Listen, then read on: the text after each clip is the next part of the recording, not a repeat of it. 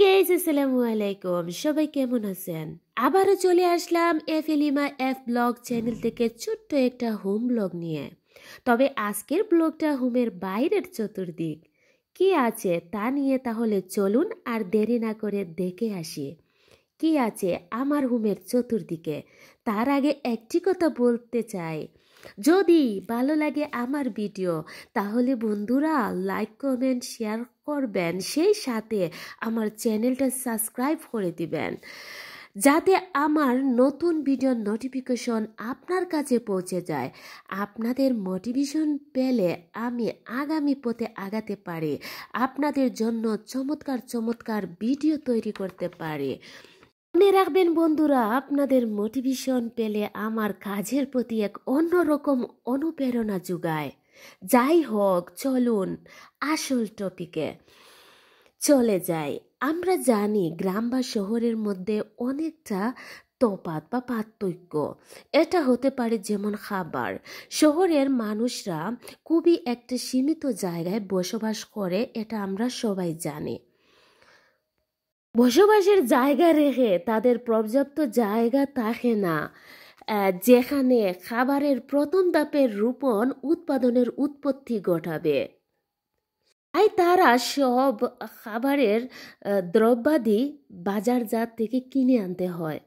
কারণ এই বাজারজাত দ্রব্যাদিগুলো কিন্তু আমরা জানি অনেক অনেক ফরমালিনযুক্ত।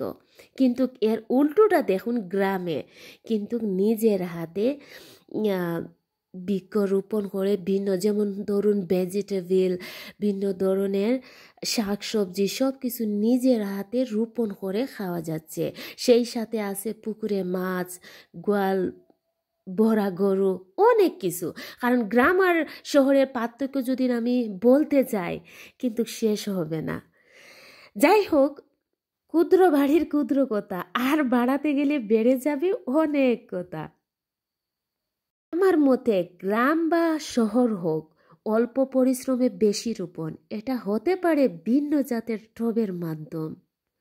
বন্ধুরা, ঠিক ওইটাই আমি বলতে চাই যে আমি গ্রামে থাকার পরও কিন্তু পর্যাপ্ত পরিমাণ জায়গা থাকার পরও কিন্তু টবের মাধ্যমে ভিন্ন ধরনের সবজিগুলা আমি রোপণ করে থাকি। টমেটো, ভিন্ন ধরনের লাউ, কাঁচামরিচ, ইভেন অনেক কিছু।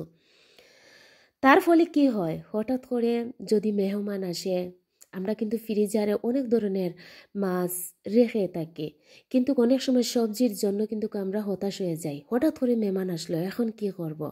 কিন্তু এই পরিকল্পনা যদি আমি করে রাখতে পারি, তাহলে মেহমান যখন বাড়িতে আসবে তখন কিন্তু আমাদেরকে ভোগান্তি পড়তে হয় না, বা বাজার যাওয়ার আগেই ওইটা আমরা সমাধান করতে পারি। ঝটপট সবজি সংগ্রহণ করে মেহমানকে সনাদর করে আমরা দিতে পারি। তার জন্য বলি, পরিশ্রমে বৃক্ষরোপণ করে খাবার তালিকায় ভেজাল মুক্ত খাবার যুক্ত করে।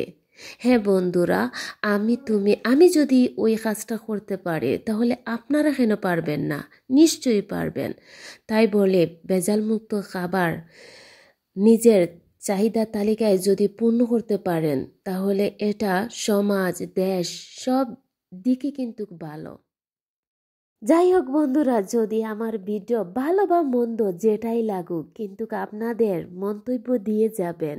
কারণ আমি প্রথমত বলেছি, আপনাদের মন্তব্যের মাধ্যমে কিন্তু আমি কাজের উৎসাহটা পাই।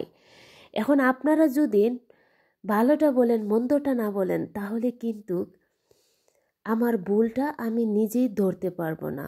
তাই বলি, আমার বন্ধুদের কাছে আমার বিনীত অনুরোধ, আপনাদের মন্তব্যটা জানিয়ে দিবেন, দেন আমাকে আরও নতুন নতুন ভিডিও বানাতে সহযোগিতা করবেন। ধন্যবাদ জানাই সবাইকে। ভালো থাকবেন, সুস্থ থাকবেন।